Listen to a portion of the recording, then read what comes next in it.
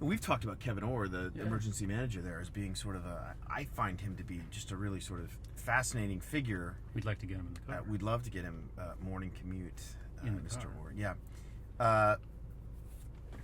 He seems totally competent and sane and logical, but he's obviously in a very difficult spot. I mean, the choices, the decisions that he's being forced to make are very difficult. Obviously, the bankruptcy now. So what is his position? What's his statement? He was appointed by the governor as he's the emergency manager, and Right. he's the one who had to basically step in and was given the authority to try and save the city effectively, and that's what he's trying to do.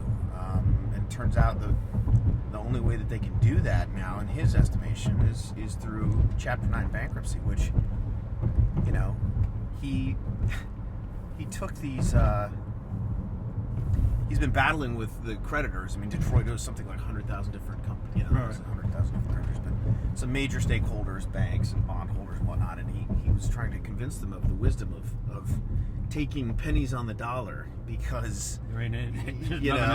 Right, that's all you're going to get. So he put them on a bus and drove them around, all the dilapidated parts of Detroit to sort of emphasize, underscore the make it a real world issue, as opposed Sure. to sort of in walnut boarded conference rooms where they're counting pennies and stuff.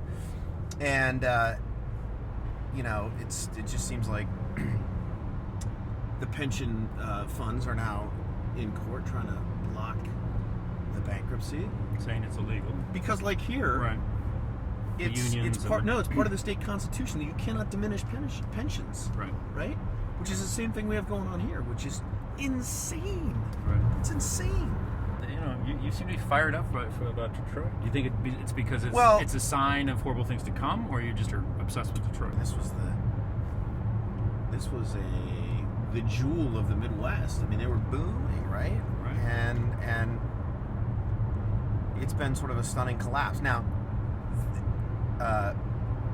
Stephen Ratner wrote a piece in the New York Times the other day saying we must bail out Detroit. We must save Detroit. We cannot let Detroit fail. Too big to fail. And he actually said in there that the folks of Detroit are victims, and the city failed through no fault of their own, just in the same way that people were hurt by Hurricane Sandy. And I thought that was odd. I tweeted something about so decades of mismanagement. Don't you think the voters are ultimately now blind? equivalent to like acts of God and natural disasters. Right. I mean, come on, right? It's ridiculous. Absolutely, the voters are responsible. Kwame Kilpatrick, I mean, he was a fraud. The guy was a joke and a total sort of huckster, and that you can't tell me that he didn't contribute to the downfall of Detroit, and the voters were responsible for putting him in office.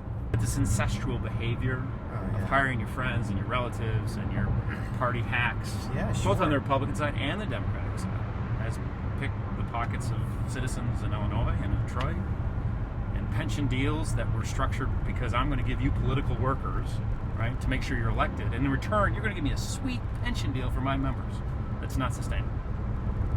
How's your pension plan, Tom? Real clear. Pretty good? Well, we should go to Detroit. We are going to go before the